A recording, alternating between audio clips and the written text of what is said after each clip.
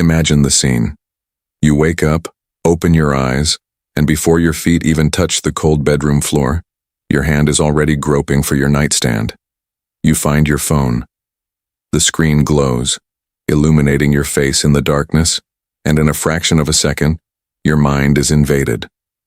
Before you decide what to eat for breakfast, before you process how you're feeling today, you've already consumed the opinion of an angry stranger on Twitter, the perfect and unattainable life of an influencer on Instagram, 3 global tragedies on a news portal, and a short video of someone dancing. You've absorbed the stress, envy, fear, and superficial euphoria of thousands of people before even brushing your teeth. And you think the choices you make for the rest of the day will truly be your own? Think again. We often imagine brainwashing as something out of a Cold War spy movie. A dark room, a swinging pendulum, flashing lights, and someone repeating phrases to rewrite your mind. But the reality of modern psychology is far more elegant and infinitely more frightening. Modern brainwashing doesn't happen in a secret basement. It happens in the palm of your hand, voluntarily, while you smile at a screen. And if you feel constantly tired, unfocused, anxious for no reason, and adrift in your own life, I need you to listen very carefully. You are not broken. You are not lazy. You are under attack. And the only real defense left has an ancient name, but a very modern application.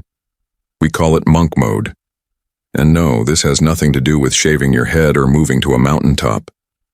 It has to do with regaining control of your own mind.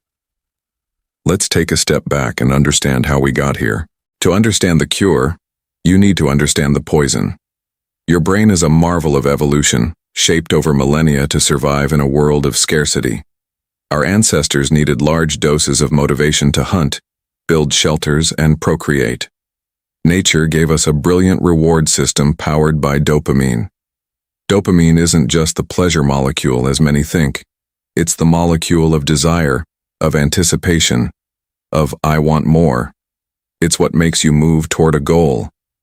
The problem is that your primitive brain, the same one that hunted mammoths, now lives in a non-stop digital casino designed by thousands of engineers and behavioral psychologists, whose only job is to keep your eyes glued to the screen. They've mapped your psychological triggers. They know which colors grab your attention, the exact speed a video should have to prevent you from scrolling, and how to use the fear of missing out to keep you hooked. They've created an environment of artificial overstimulation. Every like, every red notification, every short video you watch is a cheap and effortless injection of dopamine directly into your nervous system. And here's the great tragedy that neuroscience teaches us. Your brain seeks balance, a process called homeostasis. If you flood your brain with absurd levels of artificial dopamine every day, your receptors begin to shut down to try and cope with the overload. It's like someone is yelling in your ear all day.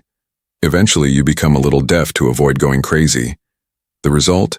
Your dopamine baseline plummets.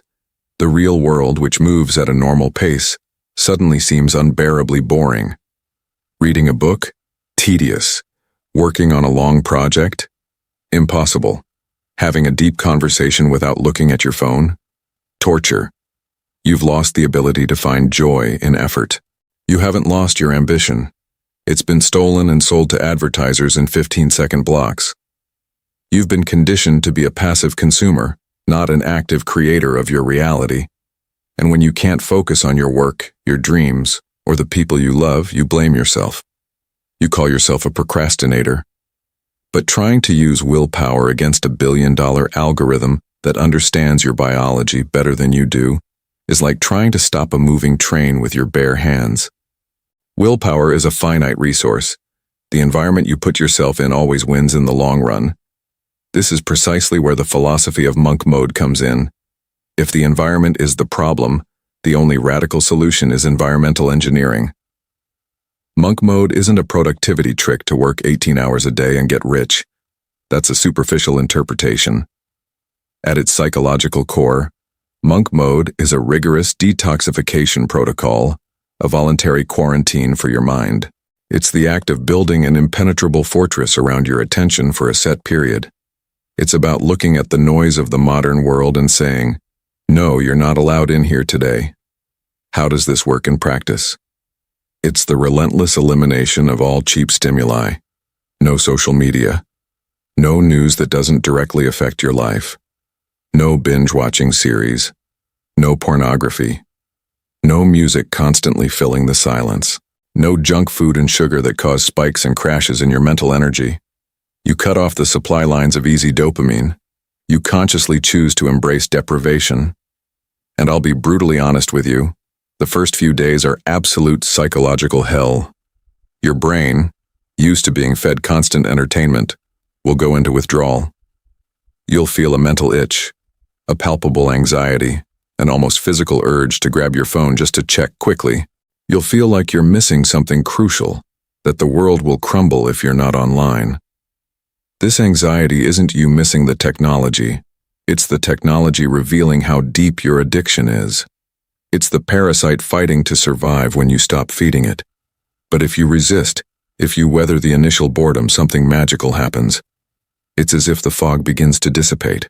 In the deafening silence you've created, you begin to hear a voice that has been muffled for years. Your own voice.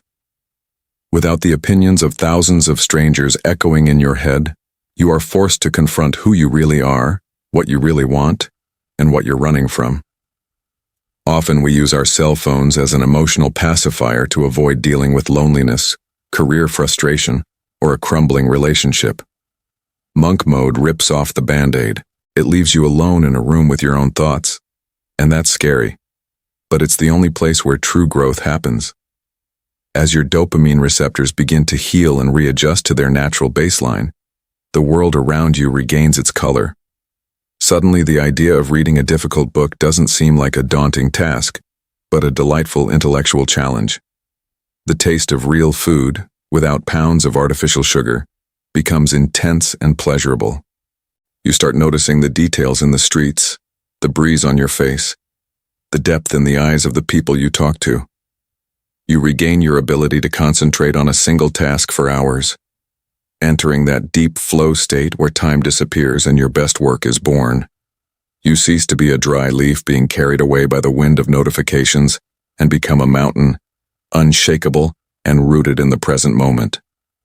Think of the great philosophers, thinkers, and leaders of history. Marcus Aurelius, the Roman emperor, led the largest empire in the world, but found time to retreat into his own mind, writing his reflections in a campaign tent, far from the noise of the court.